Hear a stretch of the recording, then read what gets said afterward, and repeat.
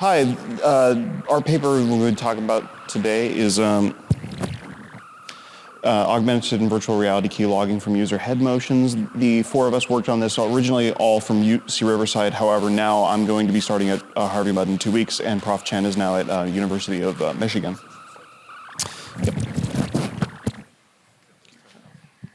Okay. So I realize this is a security conference, so let's cover some VR basics. What are virtual reality head-mounted displays? So put simply, it's just a display that's on your head. Go figure. Importantly for our attack, it tracks the pose of your head, and we'll talk about what a pose exactly is later. We display 3D computer graphics to your eyes, and we use that pose in order to adjust the graphics so that they appear the same way they would if the light was actually hitting your eyes from the natural world. And all of these head-mounted displays for our purposes are untethered mobile devices, so you have freedom of movement to go wherever you like.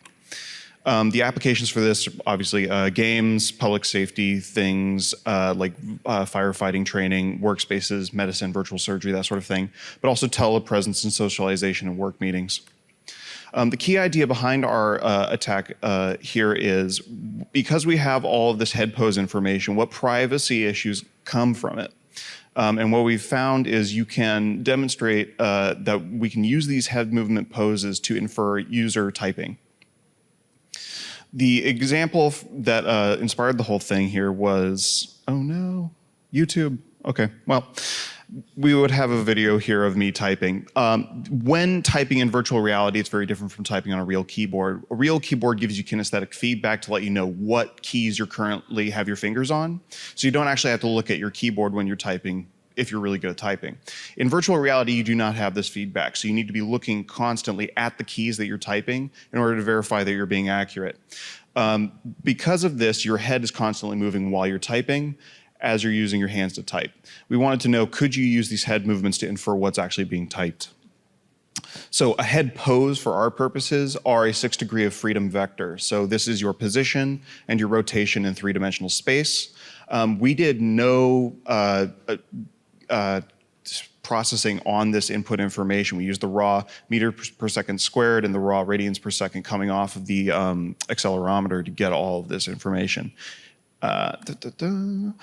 So for example, when you take these, this is just 2 of the axes of the 6, and chart it over time, you get these graphs.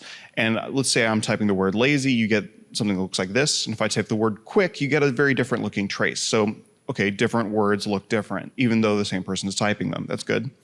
We have myself typing the same word a second time, and while it does have different data, the general shape is actually very similar for the same type of word. Okay, good, we have signal here. It's not all just noise. Can we use the signal to infer what's actually being typed? So our threat model works as follows. We have a background application, usually a game. For this example, I have Beat Saber in the back. We are going to be using this as a front to have a head pose logger in the background. When the user types out sensitive data, they bring in a foreground application. This is usually a messaging app. Like, for example, here I have Facebook Messenger, and a keyboard comes up with that. The background app will then record all of the head pose data while the foreground app is working, and then we will use that background, that head pose info to infer the type data. Important for our attack, no permissions are needed in order to get this head pose information. It is always available to all applications on the headset at all times. There is only one exception being if you want to take this information and put it onto a different computer to do the inference, you would need network permissions. However, background applications like Beat Saber do have network permissions. They have leaderboards for games, that sort of thing, and you can use those permissions. Where am I? Here we go. Interestingly, several other researchers have been working on similar problems over the last year for IEEE VR, but we found that our work is significantly different. There's a head gaze commit model where in order to type, you simply look at the keys and click a button in order to confirm that that's the key you want to be typing. So if you have the head pose and you're using the head pose to type, you can simply replay it over a virtual keyboard to get what they were typing. Similar for hand tracking. If you use your hands to type and you have the hand pose, you replay it over. Some finagling is needed for error correction and figuring out what size the keyboard was, but it's really straightforward. For ours, we have the hand pose for typing, but we can only record the head pose. The hand poses smartly are not given to the background applications, but the head pose is. So the overview of how this works is we take our 6 time series, we run it through our sentence segmenter, which I'll explain in a moment here.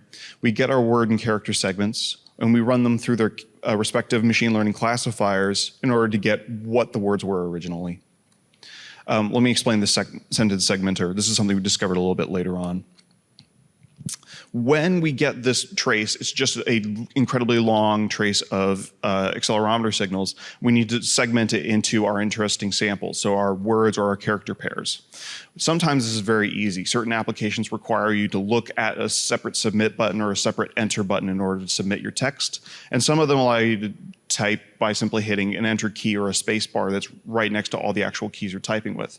So sometimes it's very easy for a human being to just go in, look at the yaw axis and just say, oh, obviously these are where all the segments are, and sometimes it's not that obvious. So we did need to build a machine learning segmenter to get these segments. The way we did it is simply marching a window across the entire time series and marking whether or not this had a spacebar in it, and training a binary classifier to say, does this sample contain a spacebar or does it not? Chart the probability. The initial results were promising. From here, you can see the red is the probability of a spacebar. The black bars are the ground truth, and then the blue is the actual raw signal it's trying to infer on. And the probabilities peak around the ground truths. So there was promising to this approach. So the general pipeline for the sentence segmenter is we take our raw signal of a full sentence being typed, we divide it up into sentence windows, run this through our CNN, and we get our boundaries out of it, or our predicted boundaries rather. We also use the same machine learning model to do the classification. It's just simply changing what the output classes are. Is it a boundary or not, or what kind of word is it? In order to get all this data and do our experiments, we had to create an application. It's a simple typing application that just displays randomized sentences and words. We got the foreground keyboard is not ours, it's from the system. It's made by Meta, I assume. The sentence prompt is made by us, and as soon as they click on it, the foreground application kicks in. The text input is done by the user.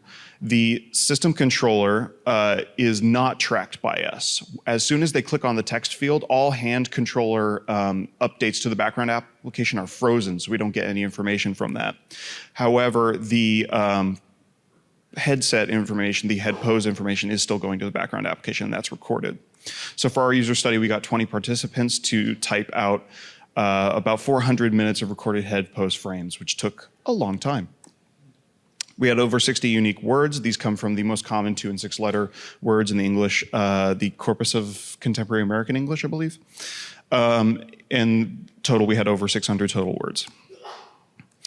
So we tried many different machine learning models. We didn't just immediately go to CNNs. We tried simpler things like KNN with time warping or random convolutional kernels, but we ended up settling on just an off-the-shelf CNN. The way you get your input data into that is you just treat it like an image. Since we have 6 axes and a time dimension, we just say, okay, it's a 6 by time pixel image, and just pass that in as if it were an image classification problem. The other things we checked were feature engineering on the first order statistics, and none of that worked. We tried key timing correlation, which did do better than random, but was still abysmal. For our results, we had about 40% chance to guess from any user what word that they were typing.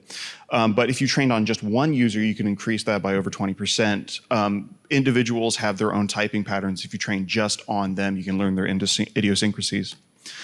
We also tried character pairs. So instead of trying to infer an entire word, just what 2 characters did they type in this span of time? This would be much more useful for passwords, which don't necessarily include words, but are, if they're secure, have randomized character numeric pairs. We also have way more tables in the actual paper.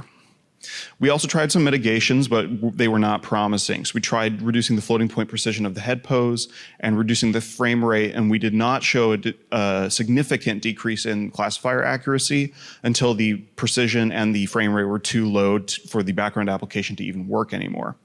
So for our suggestion is that you just don't give this information to a background application ever. Have the system or the OS render a placeholder background while sensitive information is being typed.